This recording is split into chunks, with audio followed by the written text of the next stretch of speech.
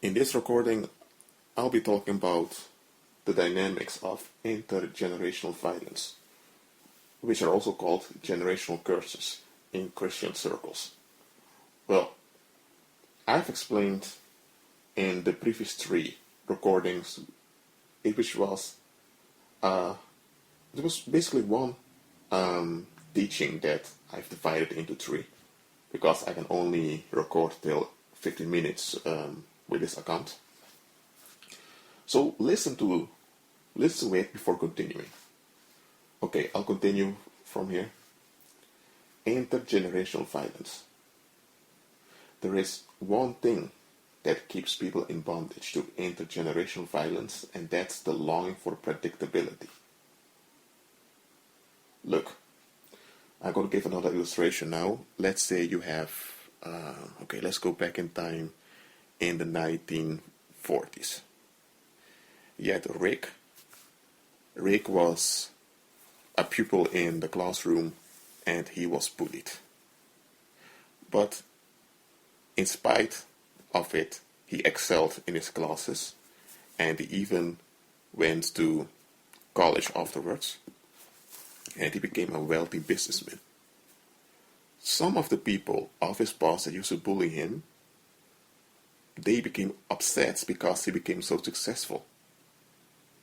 But they could not deny his success, neither could they degrade him by spreading false rumors and all of that about him. Those people, those bullies were both other pupils, teachers, and also parents of those pupils.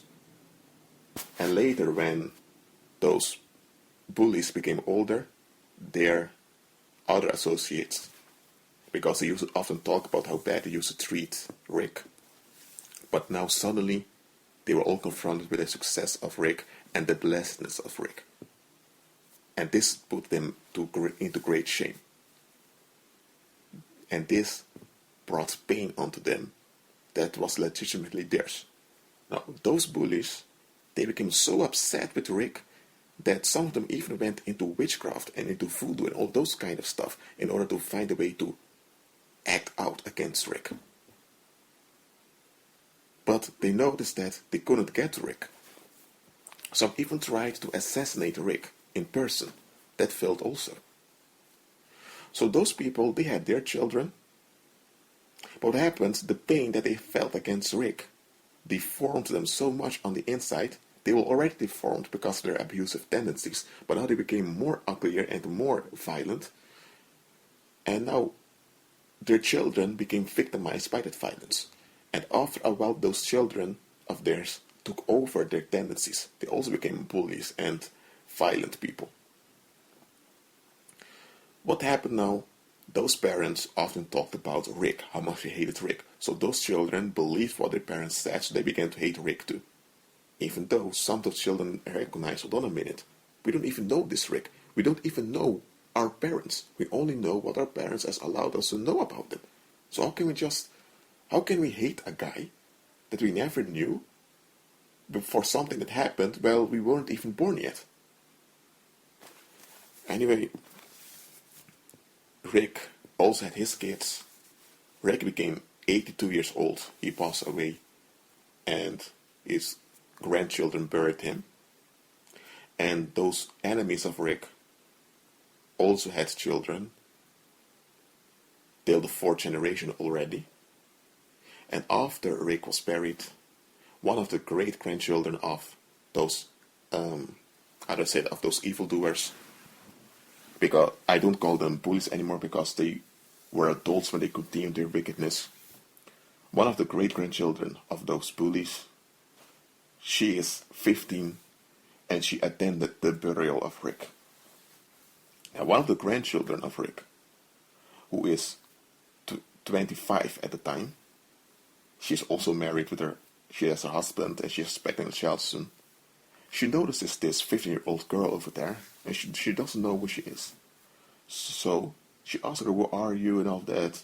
And she explains, I'm the great grandchild of James, who was a childhood friend of your grandfather, who just passed away. And I just wanted to ask some questions. And then the granddaughter of Rick says, okay, not here, just come at our house afterwards. So afterwards, the 15-year-old girl goes and they have a chat. And the 15-year-old girl explains, my grandparents often used to talk about a guy called Rick who was some kind of bastard that cheated on them, that took their money and all of that. My parents also didn't talk much about Rick, but what I've noticed was that I found out that this Rick guy existed. I also found out that he had grandchildren, that he was a wealthy businessman. But I also noticed that my great-grandparents, who used to know him during high school, and I also found out by my own research that they didn't really like Rick, and they even bullied him and mistreated him severely. I also noticed that both my great-grandparents and grandparents, also my own parents, they have these violent tendencies. It is as if the harm that, the anger that my great-grandparents had towards Rick passed on to us. Well, I'm here, I just wanted to apologize on behalf of my great-grandparents for the harm that we have caused your grandfather and you, who are his descendants. I'm a believer myself, I'm a Christian, and I want to be free from all those curses. The granddaughter of Rick hears this, and she's amazed. She never knew this about her grandfather's past. Her grandfather never told her parents about what he has been through. The only thing she knew about her grandfather Rick was that he was a wealthy businessman who was very plain and clear in his dealings, and that he had some extramarital affairs with other children also. And indeed, he could be very annoying at times, but that's the only thing they knew about him. They never knew about that there were lots of people hating on him, wanting to kill him and all of that. But it was when this happened that the granddaughter began to understand some of the attacks they've encountered in their lives. Well, I've said in the beginning of this recording that one thing that keeps intergenerational violence, one thing that keeps people into intergenerational violence is predictability.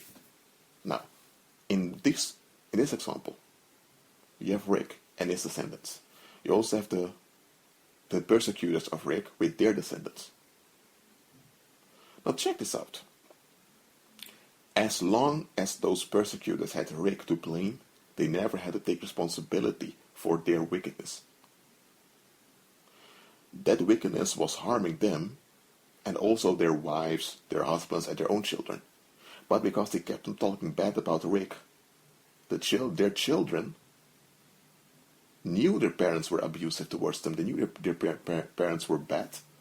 But because their parents were always complaining about Rick, now they find a way to excuse their parents. But by doing this, they've agreed with wickedness, and now they've become like their parents. So, when those children grew up and they had children, the same pattern continued. But here's the catch. People around them knew, I'm talking about the grandchildren now of those persecutors, the people around them knew that their grandparents used to be alcoholic, abusive, and like thugs. So they were the grandchildren of those people, so they thought, well, probably they would become like that too. That's predictability. Now, why does predictability keep people in generational curses? As crazy as this may sound, whenever there's predictability, people tend to feel secure. So, for example, the people around the grandchildren of those persecutors, they felt secure with the idea that those grandchildren would become the same type of people as their grandparents. Why would they felt secure with this? Because that would mean that they would have an excuse to exclude them and to treat them differently. If they didn't know anything about their grandparents, they couldn't have done this. But because they know about their grandparents, now they have people they can blame for their wrongs also.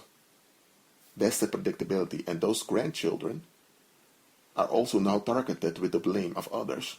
And this will push them further into the generational curse that's upon their bloodline.